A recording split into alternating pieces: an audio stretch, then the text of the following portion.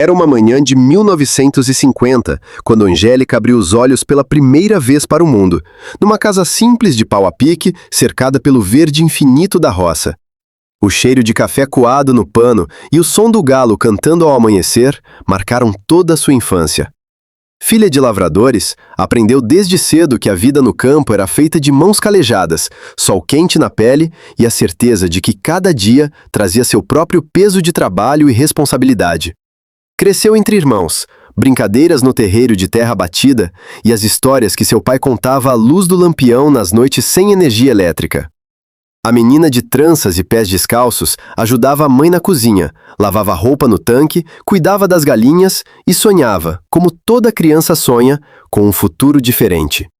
Mas na roça dos anos 1950, os sonhos das meninas tinham um caminho já traçado: crescer, casar e cuidar da própria família. Angélica tinha apenas 16 anos quando conheceu José. Ele era alguns anos mais velho, trabalhador, de poucas palavras, mas com um sorriso que a fazia acreditar em dias melhores. O namoro foi curto, como era costume naqueles tempos. As famílias se conheciam, a moça era de boa índole, o rapaz tinha disposição para o trabalho, e assim se fez o casamento. Uma festa simples, com músicas de sanfona, comida feita no fogão a lenha e a bênção dos pais que desejavam felicidades aos noivos. No começo, tudo parecia um conto de fadas possível dentro daquela realidade. Angélica se mudou para a casa que José havia construído com as próprias mãos, e logo veio o primeiro filho, depois o segundo, o terceiro e, por fim, o quarto. 4 bocas para alimentar, 4 corpos para vestir, 4 futuros para garantir. E José, que no início parecia presente, aos poucos foi se distanciando, perdendo-se nas próprias frustrações. Ele trabalhava duro, é verdade, mas sempre parecia estar longe, mesmo quando estava em casa. Suas preocupações eram suas, seus pensamentos não eram compartilhados, suas decisões eram tomadas sozinho.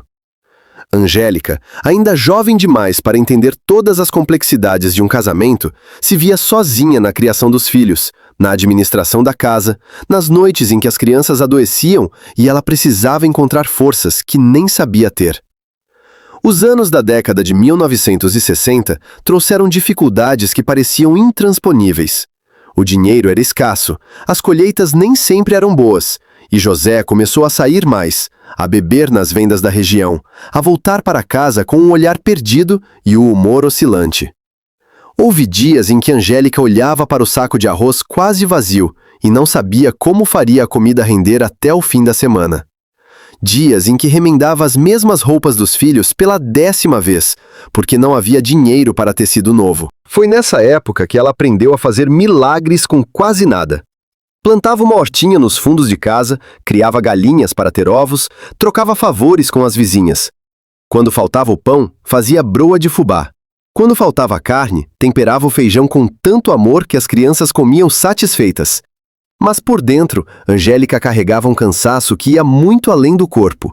Era um cansaço da alma, de quem carrega um mundo sozinha. Os conflitos familiares surgiram como tempestades.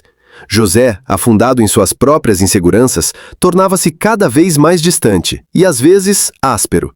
Havia discussões sobre dinheiro, sobre as responsabilidades com os filhos, sobre o futuro que parecia não ter cores. Os filhos, crescendo, começaram a perceber as tensões entre os pais. O mais velho, ainda menino, assumiu responsabilidades que não deveria ter. A segunda filha tornou-se quieta demais, guardando mágoas que não sabia expressar. Houve um ano, no início dos anos 70, em que a crise no casamento chegou ao seu ponto mais crítico. José havia saído por vários dias, sem dar notícias, deixando Angélica sozinha com as crianças e sem dinheiro para as despesas. Quando voltou, ela o confrontou, e a discussão foi longa, dolorosa, cheia de palavras que machucam e não podem ser retiradas. Pela primeira vez, Angélica considerou seriamente a possibilidade de separação. Mas então olhou para os 4 filhos, para suas carinhas assustadas, e entendeu que precisava encontrar uma forma de atravessar aquele momento. Foi nessa época que a família mais velha de Angélica interferiu, trazendo mais conflitos.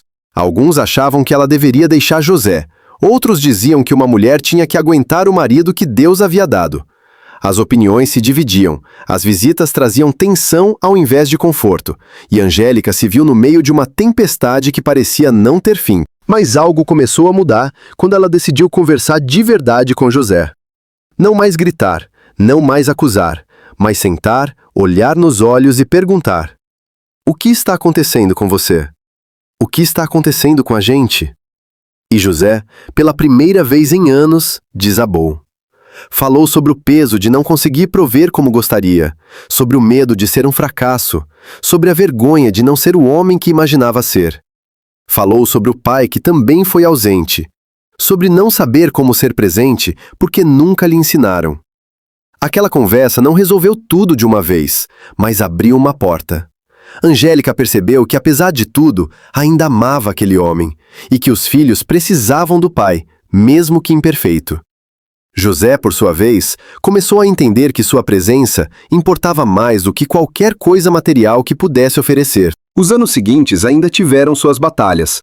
Houve momentos em que o dinheiro continuou faltando, em que as discussões voltaram a acontecer, em que os filhos trouxeram seus próprios desafios da adolescência. O filho mais velho se apaixonou por uma moça que a família não aprovava, causando novos conflitos. A filha do meio passou por uma fase de rebeldia que assustou a todos. Os dois mais novos testemunhavam tudo e carregavam suas próprias inseguranças, mas algo fundamental havia mudado. Agora, eles enfrentavam tudo junto. José começou a participar mais da vida dos filhos, a sentar à mesa para as refeições, a perguntar sobre o dia de cada um. Angélica, por sua vez, permitiu-se ser mais vulnerável, a pedir ajuda quando precisava, a não carregar tudo sozinha. Ensinaram aos filhos que família não é sobre perfeição, mas sobre escolher ficar, escolher lutar, escolher perdoar. Houve uma noite, já nos anos de 1980, quando todos estavam reunidos ao redor da mesa simples da cozinha, iluminados agora por uma lâmpada elétrica que finalmente havia chegado à região. Os 4 filhos já estavam crescidos, o mais velho prestes a casar, e José segurou a mão de Angélica. Olhou para ela, para os filhos, e disse com a voz embargada: passamos por muita coisa, mas estamos aqui. Estamos juntos. E era verdade. Haviam atravessado a pobreza que machuca o corpo, os conflitos que machucam a alma, as crises que ameaçam destruir tudo. Mas o amor, aquele amor imperfeito, humano, ferido, mas persistente, havia sido mais forte. O amor entre Angélica e José, que aprenderam a se amar não apesar das falhas, mas através delas. O amor pelos filhos, que sempre foi o combustível de Angélica nos dias mais difíceis. E o amor dos filhos, que cresceram entendendo que família é o lugar onde, mesmo quando tudo desmorona, você sempre pode voltar. Hoje, quando Angélica olha para trás, para aquela menina de 16 anos que se casou na roça, ela sente orgulho. Orgulho de ter sobrevivido, de ter lutado, de não ter desistido. Suas mãos, ainda mais calejadas que na infância, contam histórias de trabalho duro, de abraços dados, de lágrimas enxugadas. Seu coração, ferido mas inteiro, sabe que valeu a pena. A família de Angélica é a prova viva de que o amor verdadeiro não é aquele dos filmes, perfeito e sem conflitos. É aquele que escolhe ficar quando seria mais fácil partir. É aquele que perdoa 70 vezes 7. É aquele que, mesmo nas tempestades mais violentas, encontra uma forma de se agarrar um ao outro e gritar contra o vento: nós vamos superar isso, juntos. E assim continuam, essa família forjada no fogo das dificuldades, unida por laços que vão muito além do sangue. Unidos pelo amor que decidiu ser mais forte que tudo. Se essa história tocou você, inscreva-se no canal. Toda semana uma nova narrativa para lembrar que o tempo pode passar, mas aquilo que é verdadeiro permanece.